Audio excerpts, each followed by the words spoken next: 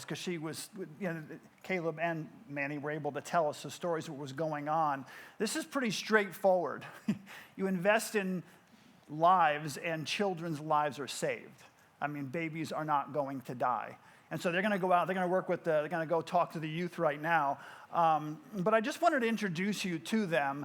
And so when you see them up on the swap wall, maybe we can put formula up there. We can put all the needs they would kind of lay out for us, and then we'd be able to swap those, sacrificing something you want to make sure someone else has something they need. So I'm excited about that. All right, I'm going to be reading from 1 Peter chapter 3 and verse 15. But in your hearts, set apart Christ as Lord. Always be prepared to give an answer to everyone who asks for you to give the reason for the hope that you have. But do this with gentleness and respect. Okay, so as we continue this series, Handle with Care, I want to move into this whole idea of worldview. Worldview, what you believe, what you consider to be true. And whether you have come to church all your life or you're here for the very first time because we're going through this series, I want you to process through. Ask yourself some questions. I'm going to try to throw out some questions, some thoughts. But the important thing this morning, and as we go through this series, is to logically walk through your worldview. Where you take your worldview and process through your worldview to its logical conclusion. And that's what we want to do this morning and as we move forward. A belief is accepting that a statement is true or that something exists. Everyone has beliefs. Everyone in the world believes in something, and those beliefs determine what you worship, what specifically you are worshiping. Now, you may be thinking, well, you listen, Pastor, I hear you. I was invited here this morning, and I'm not religious at all, first off, but I heard this might be interesting when it comes to philosophical conversations, but I don't worship anything. Well, I would submit to you that everyone on the planet worships something. We were designed by God to worship. And so if we reject God, then what happens is we choose to worship something else in his place. I want you to, again, process it through with me, just the logic of it. You look around the world, people that you know, even yourself. If you choose not to worship God, you replace God with something else that you worship. It could be money. That's your focus. Now, you never thought about it that way, but that's what you worship. It's either money or fame or power. It could be that you worship an activity, some kind of pleasure. It could be that you actually worship yourself. You worship yourself. But if you reflect on that in your heart, you'll come to the conclusion that we all worship something. Now, before I go any further, I want to establish what I mean when I use the word true. Let me give you a story to illustrate. Many of you heard this story already. I apologize, but it makes my point. When I was at Nyack, Bible College, and in the summertime, I would go to just universities in the area to pick up some classes. So one summer I went to a Western civilization class, and I was in the class and quickly realized that the professor of the class couldn't stand God, couldn't stand women, and couldn't stand, obviously, Christians. And so in the class, he would make comments all the time and berate different people. And after a while, I'd just raise my hand and I say, is that a fact? Is that a fact? Is that a fact? And I think he got sick, and I know he got sick and tired of me saying that. Is that true or is that a fact? And he stopped the class and he got the board out and he got his chalk and he said, your truth is your truth because you believe it. My truth is my truth. And he went on for literally like 15 minutes just like explaining to me truth and how his truth is his truth because he believes it. And my truth is my truth because I believe it, and laying that all out for me.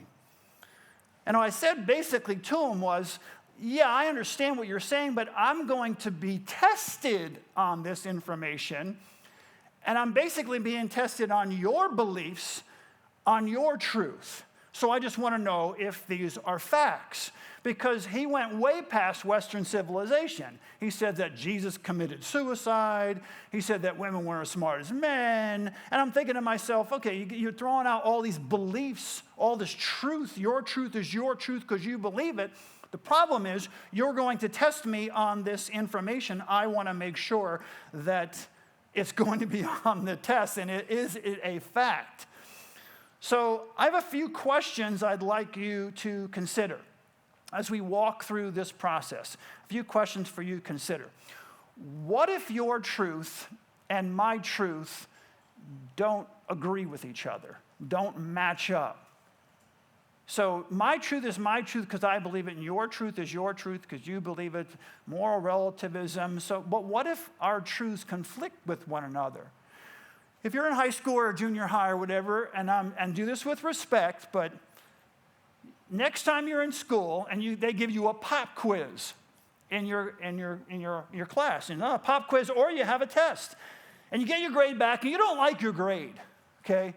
Got a C or whatever else. You don't want to have a C. Go to the teacher and just say, listen, can I talk with you about my grade? I'm looking at the questions, and you mark some of them wrong. And I'm confused.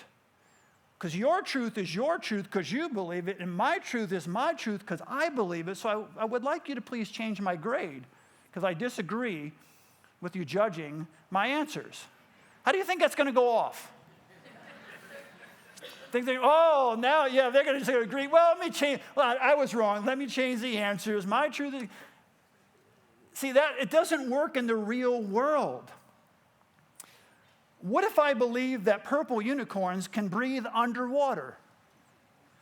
Some of you are giggling, but I sincerely believe that purple unicorns, I don't believe that all unicorns, like the pink ones, can't breathe. What I'm saying is, I believe that purple unicorns can breathe underwater. Does that make it true? I believe it.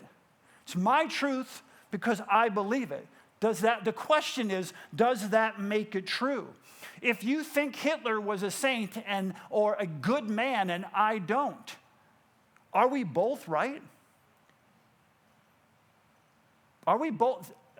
You have to take your worldview and follow it to its logical conclusion. You believe Hitler was a saint and a good man, I don't.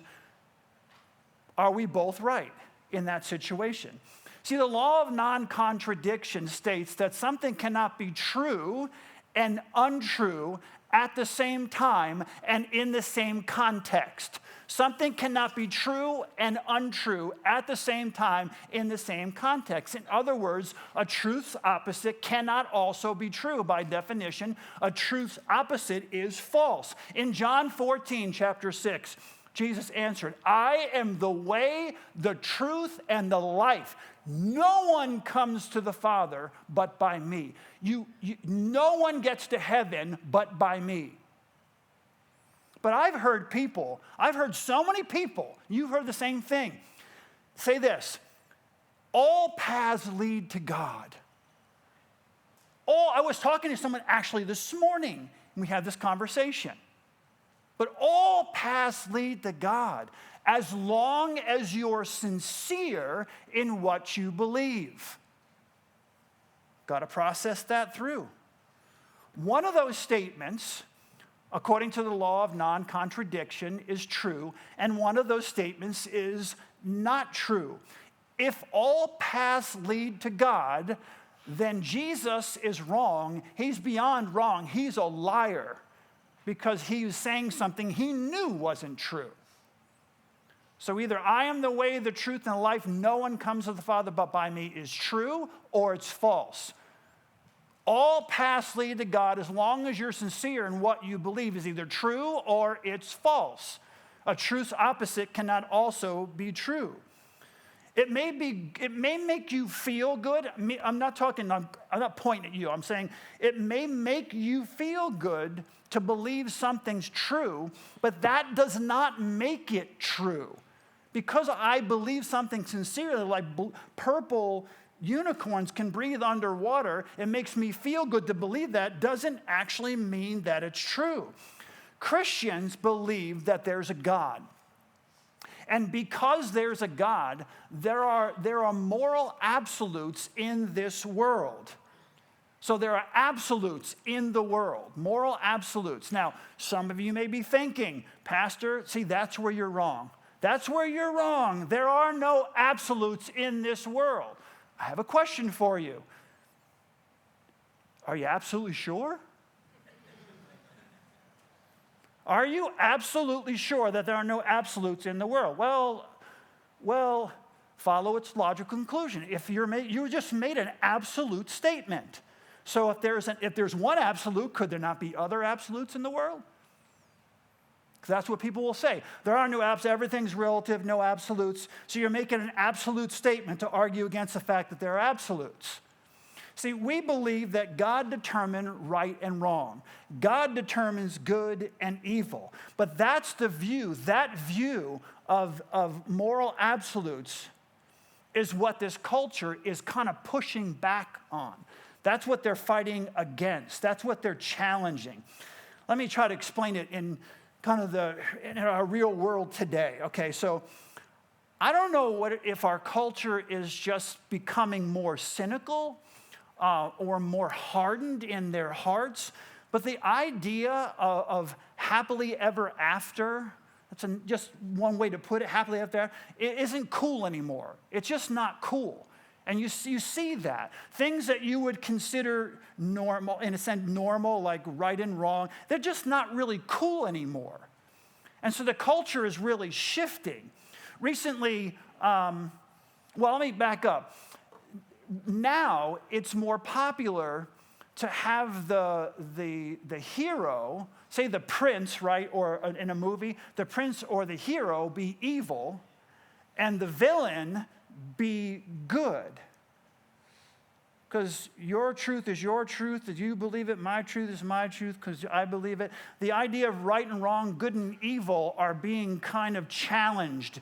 And the idea that you can mix those around or the confusion of that is encouraged in the movies that we watch now and the TV that we're seeing. Recently, I was listening to an interview from the lead actress in the remake of Snow White. I think it was her name, Rachel Zegler. In an interview, she said that Prince Charming was a stalker. I heard it. She said that Prince Charming, back in the 1930s, we're not going to have Prince Charming in this movie, blah, blah, blah. She was going after calling Prince Charming, the hero, the prince of the story, a stalker.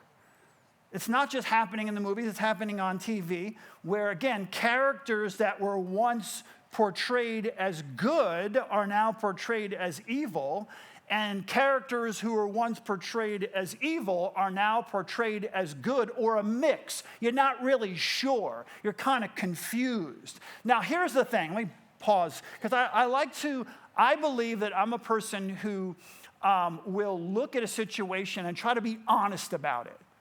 Why are they trying to communicate that? So I get it. I get what they're trying to do here. Life is often very complicated. Like years ago, we'd make things very simple and happily ever after. Life is very complicated. We all know this, and life can be really messy. Not everything works out the way you thought it was going to work out. If you wish upon a star, your dreams don't always come true. I understand that. Things are not always as simple as they seem. In the movie Maleficent, Maleficent is the villain in Sleeping Beauty. But in the movie Maleficent, I felt they did a pretty decent job kind of laying out what I just described, the reality of what I just described. You can't really always judge a book by its cover. And you need to try to understand why people turn out the way they turn out. You just can't pigeonhole everyone, because people go through trauma. People go through abuse. And through that process, they become jaded and angry and bitter. You know people at work people at school, at work, in your neighborhood. It's hard to kind of get close to them. They seem to be back offish or just flat out mean or aggressive. But if you really invested and got to know them better, you may understand why they are the way they are. And so in Maleficent, that's what they were trying to do. And I understood that process. But it's also clear that this culture is pushing a worldview of moral relativism. The idea there is to look at evil and good and say, well, it's just kind of, is it really evil and good? Or it's just kind of a mix? And at the end of the movie, Out of the Woods, the adults at the end sing a song to the children, and here's how it goes. Witches can be right. Giants can be good. You decide what's right. You decide what's good. Just remember, someone's on your side, our side. Someone else is not. While we're seeing our side, maybe we forget they are not alone. No one is alone. And it's you decide what's right, and you decide what's good. That's the kind of idea. You decide what's right. Both your truth and their truth are pretty much equal. Because you have some people, if this group over here believes one thing, say two people here, they're going to have a whole section of people believe the same thing. You believe what's right. You believe what's good. You know, no one is alone. You are not alone. No one is alone because they have all these people agreeing with them. But this side believes something totally different, but they're right as well because what they believe, your truth is your truth because you believe it. Not only that, you have all these other people who agree with them. So you decide what's right. You decide what's good.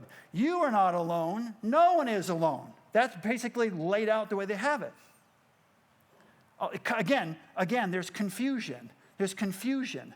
I agree with the writers at the end of the movie. They sing a song about we have to watch what we say to children, what we teach to children, because the children are listening. I would agree that the children are going to listen.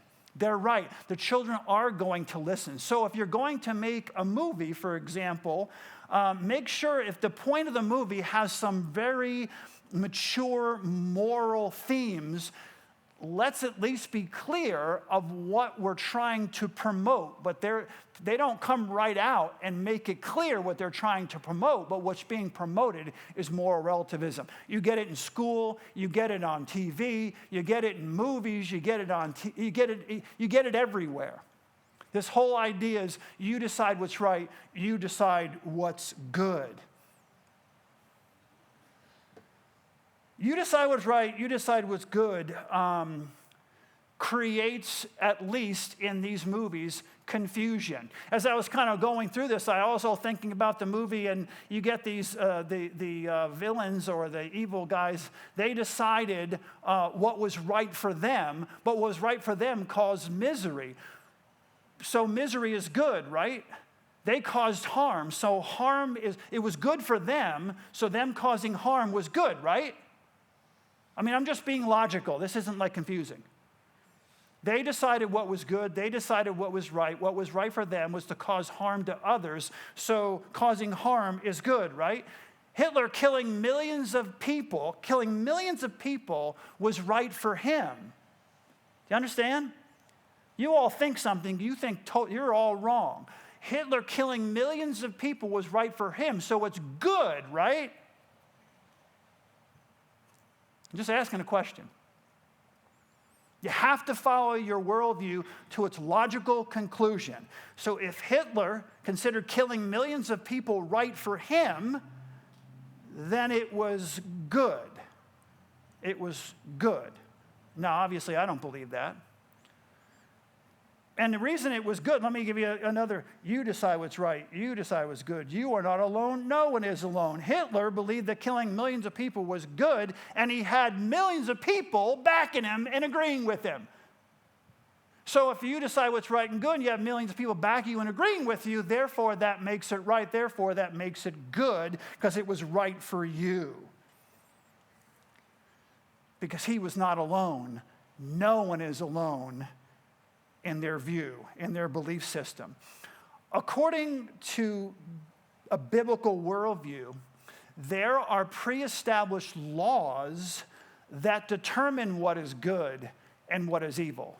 God has laid out his law that determines what is right and what is wrong. Humans don't get to decide their own definitions of right and wrong, good and evil. There is no you decide what's right, you decide what's good.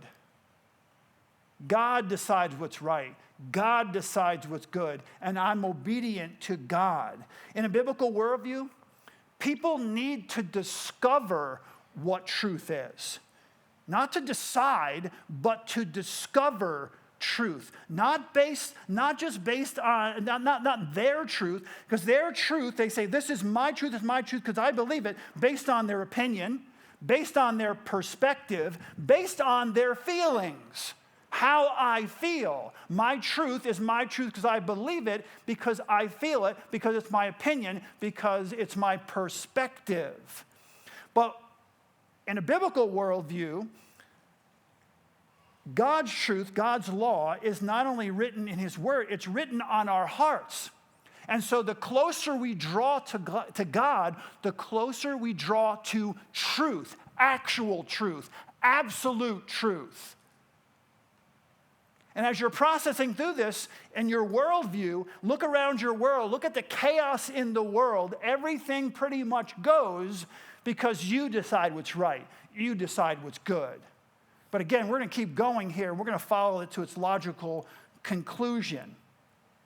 A worldview that says you decide what's right, you decide what's good, ultimately, I submit to you, ultimately will lead to misery and is inconsistent at best, and also hypocritical.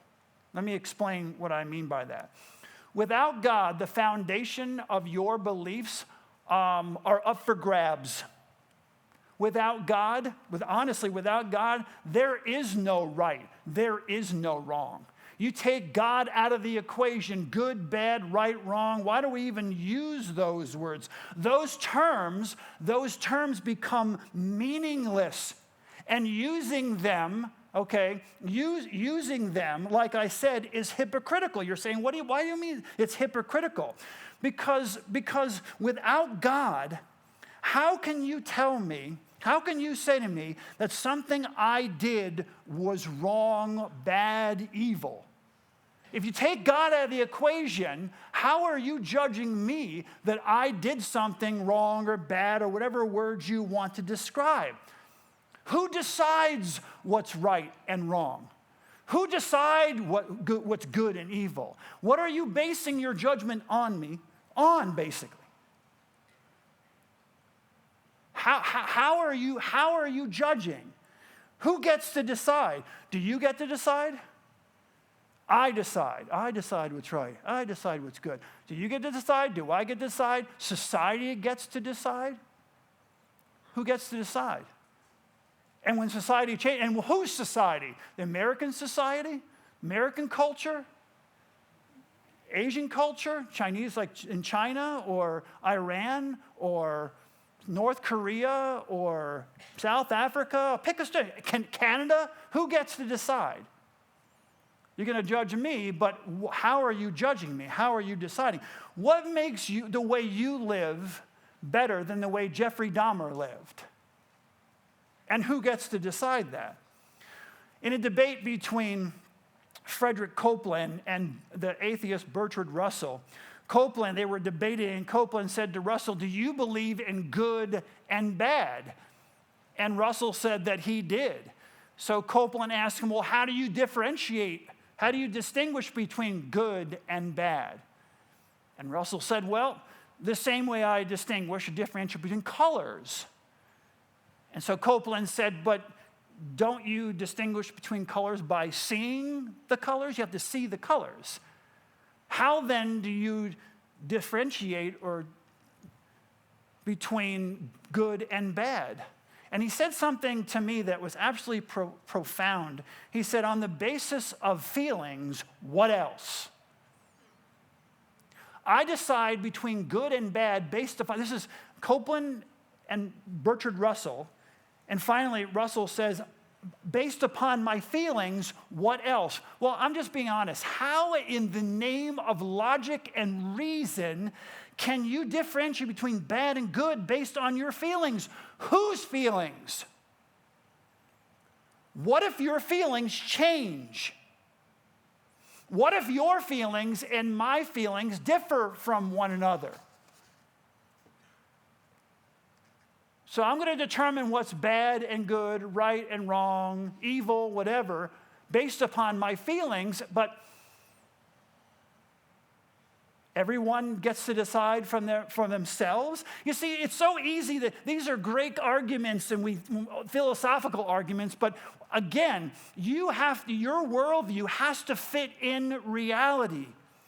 You see, without God's absolute truth, you end up, honestly, in a philosophical debate or a philosophical discussion. And honestly, I can say this, that's fun in the classroom sometimes, maybe even fun in the movies, but it's not fun in the real world. Let me give you a specific example. You're a kid, or no, you're an adult. You can remember this. Everyone can remember this. The kid who tormented you and picked on you in school. Right? Think about the kid who bullied and tormented you. You know why they did that? Because, hear me, they felt like it. They felt like it. They felt like it, so it was good, right? You don't have to be a Christian, okay? Process this through. The people who tormented and picked and bullied you throughout school did that, understand it, because they felt like it. So it's good. You decide what's right. You decide what's good. And I'll back this up. I'll back up why it's good. Because they had friends who agreed with them. You are not alone. No one is alone. They weren't alone. They had friends helping pick on you. Now this is important because I'm here to help you. Now, do you feel better about those years of being tormented? No, if that's your worldview, you say, oh, thank God someone finally explained. They tormented me because they felt like it, and it was good, it was their truth, and they made them feel good, and they felt it, and so you got tormented, and they had friends who agreed with them. They were not alone. No one is alone. So now you feel better. We can move on. It's absolutely clear to me. I don't get confused by this. If you use the word right, then you assume that there's a wrong. If you, as a human, if you ever use the word right, then you're assuming that there is a wrong. If you say good, then you're assuming something's evil. If you're assuming right and wrong, good and evil, then you assume a moral law that determines that what's right and wrong, good and evil. If you assume a moral law, you need to assume a moral law giver that determines the moral law, that determines what's right and wrong, good or evil. But that's what they're arguing against. A God who has absolute truth, they erase that. But when you erase the moral law giver, God, you erase the moral law. If you erase the moral law, then you erase right and wrong, good and evil. Because what are you basing it on?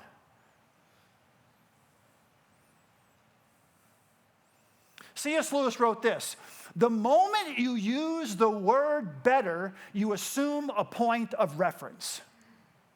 So as you go about your life, if you don't believe in moral absolutes, and the moment you use the word better, you assume a point of reference. Without God, the concept of right and wrong, good and evil, and all those words that we use all the time are completely and totally meaningless. In fact, without God, suffering, love, purpose, all those things, all those words they're all meaningless. So why use them? I'm going to get back to that. You see, because some of you are thinking, what are you talking about? Purpose and love and suffering. Human beings are all suffering. Why do we suffer? Why is there suffering? Why, if there's no God, why are you asking that question? Love. I love. Stop saying the word love. Love is a chemical reaction in your brain that releases certain chemicals in your body that make you feel a certain. There's no such thing as love. It's just a chemical reaction in your brain. Well, what is my purpose in life? There is no purpose in life. You're on this big blue planet in the middle of this giant universe. Somehow you got here by luck or chance. And you're asking what your purpose is? Without God, there is no purpose. You exist, and then you die. I'm going to calm down. Because I want people to, if you're here and I want you to think it through with me. Am I being logical? Am I being rational? That's the question. How can you say your life has purpose? What gives your life purpose? You, because you decide what's right. You decide what's good. You decide your purpose. It's basically putting yourself in a little bubble and pretending. You create your own little world around you. It's important that I do this. I did this. This is significant. This is important. If there was an ant crawling across the stage, I could get down and ask him, hey, what's your purpose? Same thing. The worm. What's the worm's purpose? We all evolved, we're just here. Using words like love and truth and purpose are all meaningless. So then the question is, why do we use words like that? Because we live in the real world. You cannot help. You were created in the image of God, whether you recognize it or not, and you cannot help but use them because they're truth. We use them. We can't live in a fantasy forever. You can't stay in philosophy class forever. Sooner or later, you got to get out in the real world. When you get out in the real world, you're going to use words like right, wrong, good, and bad, and all these things, and judge other people. But you have to ask yourself, based on what? I love, based on what?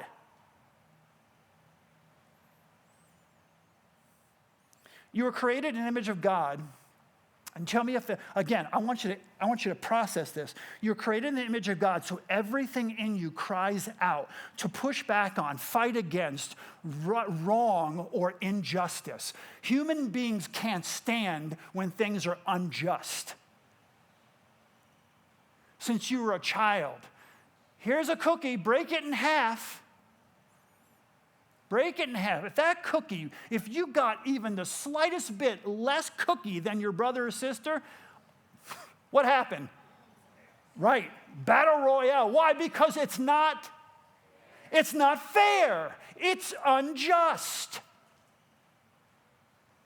Everything in us confronts wrong and injustice. Jeremiah said this to God in Jeremiah 12:1. He says, I would speak with you about your justice. Why does the way of the wicked prosper? We can't help it. It's ingrained in our DNA. We were designed this way. We were designed this way as humans. We ask the question, I don't understand, I don't understand, I don't understand. Why do we ask questions like that? I don't understand the purpose even asking the question if there's no God. I submit to you that if you claim there's no God, there's no absolute truth, you cannot live out your worldview in the real world. That's all I'm saying. If you say there's no God and there's no absolute truth, you cannot live out your worldview in the real world. Because when you use words like right and wrong, good and evil, or judge me in any way, you're being hypocritical. How are you judging me? Why are you using words like good and evil, right and wrong? Another question, just to process through. Don't you need to borrow from my worldview even to have a conversation with me on this subject? Think about it. No absolute truth, no God, no right and wrong, then don't you even have to borrow from my worldview to even have a conversation with me, because without God, you don't have any reference point for the conversation. So when you debate someone who doesn't believe in God or doesn't believe in whatever absolute truth, well, I don't understand what we're talking about, because you have no reference point for the conversation. Do you think what I'm saying is wrong? It's annoying, isn't it? Okay, throughout this series, we're going to be hitting a lot of these topics and trying to answer a lot of tough questions. Questions like, why does God allow evil and suffering in our world? That's a difficult question. But that's a question we're going to address, those and other questions. And I'm going to address that one actually next week. So I want to keep encouraging you, invite people. I'm trying real hard I'm trying just to ask questions. Did I do an okay job in asking questions this time? I know. Oh, no, I'm not asking for claps. I'm sincere. I sincerely want you to come to me and say, well, maybe ask more questions or that way, because I want you to bring people, and I don't want them to feel like, kabam, you know what I mean? I want them to feel like, that's a good question. That's a good question. That's a good question. So I'll address that next week, but I want you to be thinking about a few things when it comes to this whole idea of why does God allow suffering, or why is there suffering in the world? There's a few things I want you to ponder until you come back next week. First, without God, why even ask the question? Without God, why are you even asking the question? Do you think a hippo asks a gazelle that question when a hippo sees a lion kill and consume a wildebeest? Gosh, do you ever wonder why there's such evil and suffering in the... Second, what does I'm going to say honest atheist, because there's old atheists are more honest than new atheists, but what does an atheist have to offer in response to the same question? Because people will ask pastors and priests and religious people all the time, why is there suffering in the world? But then ask yourself, what response, what can an atheist offer in response to that question? I'll tell you, by luck we're here, somehow non-life came into life, and somehow we ended up as human beings, but you're just a blob that somehow had a conscience. And you became alive, and so you're alive, and then you got sick, or you had an accident, and now you're dead. There's the answer to the question. What else can you offer?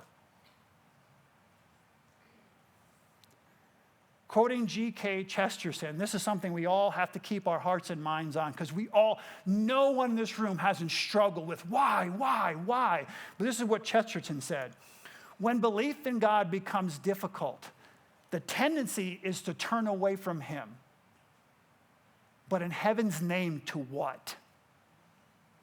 God, thank you so much for this time we can spend together. And Lord, I pray that as we go through this series, that we would learn, so that we can share your truth with others. And just get them to think. That's all we need to do. Ask these questions, these logical, rational, reasonable questions, and get people to think. Lord God, I pray that we would use this truth to impact the lives of the people that we love all around us. And we'll give you all the praise and all the glory for all your help in Jesus' name. Amen. Love you guys. Have a great, great week. Hopefully see you out at the Grove about 1 o'clock.